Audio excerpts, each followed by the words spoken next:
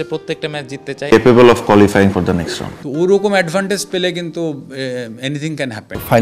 Final খেলে দেশে আসবো ইনশাল্লাহ।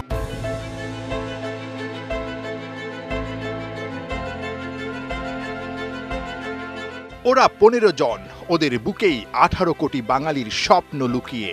ওরা জয় দেখেনি সূর্য ওঠা 71-এর দিনে, তবে দিগ্বিজয়ী দীর্ঘ সাগর তীরে দাঁড়িয়ে ওরা সূর্য ওঠা ঠিকই দেখেছে। জয়ের নেশা তাঁদের হৃদয় গহীনে। ওরা জানে কিভাবে পাড়ি দিতে হয় কঠিন পথ। জয় দেখার প্রথম দিনেই ওরা ভয় গিয়েছে ভুলে। বাংলা ওদের অপেক্ষাতে। বিশ্ব ক্রিকেট আরো একবার কি কাঁপবে বাঘেদের গর্জনে? ওভারঅল টি-20 বিশ্বকাপে বাংলাদেশের সম্ভাবনাটা কেমন দেখেন, কন্ডিশন যদি হয় ইউএসএ এবং West Indies? It's a difficult group that Bangladesh are in, but আমার কাছে মনে হয় that capable of qualifying for the next round. দুইটা জায়গায় উইকেট স্লো হতে পারে।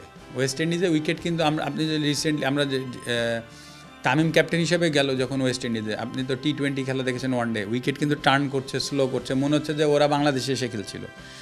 তো ওরকম অ্যাডভান্টেজ পেলে কিন্তু এনিথিং ক্যান হ্যাপেন। আপনি হারবেন, বাট আমি বলতে চাচ্ছি আপনি এগ্রেসিভ ক্রিকেট খেলে হারেন, আপনি পজিটিভ থাকেন, আপনি ওই রকম ক্রিকেট খেললে আমার মনে হয় যে it's gonna be much easier for you to beat any side. But আপনি যদি ডিফেন্সিভ মনোভাব নিয়ে ক্রিকেট খেলেন তাহলে আপনি টি-20তে আপনি কোনো সময় সাকসেসফুল হতে পারবেন না। নতুনরাই কিন্তু একটা কিছু করার সুযোগ আছে। নিউজিল্যান্ডে তারা একেবারে একটা নতুন টিম কিন্তু দারুণ খেলেছে। তো আমি আশাবাদী। আমি বলছি না যে ভাই চ্যাম্পিয়ন হবে বা সেমিফাইনাল খেলুক, আমি বলছি এটা ভালো ক্রিকেট খেলুক, আর রেজাল্ট আউটকাম সেটা তো ভালো খেললে তারপরে আসবে, আউটকামটা নিয়ে পরে ভাবা যাবে। চ্যালেঞ্জটা আমার কাছে মনে হয় যে কিছু কিছু ভেন্যুতে খেলা হবে যেটার ব্যাপারে কোনো মানুষের জানা নাই অথবা অত স্ট্যাটসও নাই, আর কোন ধরনের উইকেট হবে না হবে এটা একটা জিনিস হতে পারে। আমার কাছে মনে হয় বাংলাদেশ যদি নিজেরটা নিয়ে চিন্তা করে, নিজের স্ট্রেংথ অ্যান্ড উইকনেসেস নিয়ে চিন্তা করে, আপনি যদি জিজ্ঞেস করেন আর we capable, yes we are capable of making it to the second round.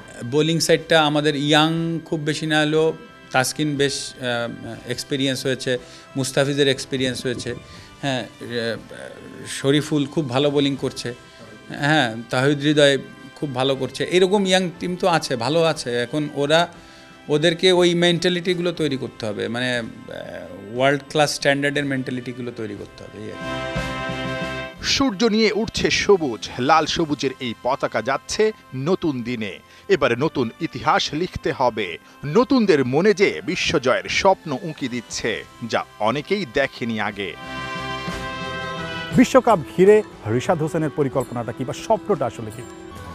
স্বপ্ন তো অবশ্যই আছে, স্বপ্ন আছে দেশকে অবশ্যই ফাইনাল খেলে দেশে আসবো ইনশাল্লাহ। আমার ইচ্ছা আছে যে আমি ওয়ার্ল্ড কাপের ফাইনাল ম্যাচে উইনিং শটটা আমি করবো ইনশাল্লাহ।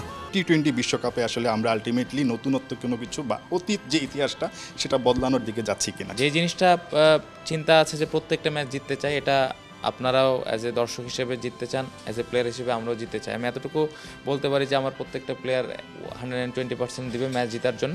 ওই প্ল্যান নিয়ে আমরা যখন যেই টিমের এগেনস্টে খেলবো ওই প্ল্যান নিয়ে খেলবো। বঙ্গোপসাগরের ঢেউ আছড়ে পড়বে আটলান্টিক মহাসাগরে। ওখানেই বেঙ্গল টাইগাররা লঙ্কা আর আফ্রিকান সিংহবধের মিশনে নামবে।